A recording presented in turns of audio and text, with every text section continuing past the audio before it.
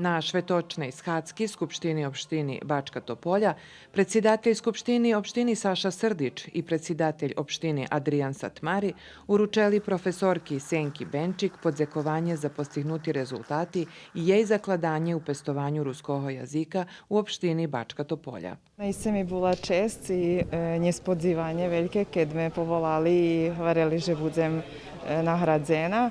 I bar se mi milo, že provadza našu robotu i že to znači tej zajednici i že vidza u tim toto, co naisce, že doprinošenje i na dejaki sposob i promocija našej zajednici Topolji.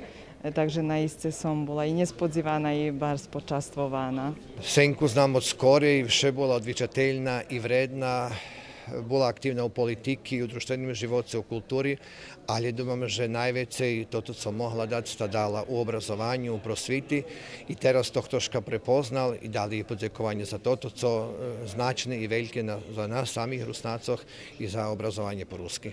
Senka Benčik nahlašela, že nagrada i toto, že dahto obačuje jej robotu, ju motivuje, že bi i nadalje vredno robela zos školjarami. Dlugša reportaža o nagradzenej budze emitovana u da jedne iz naših emisijoh.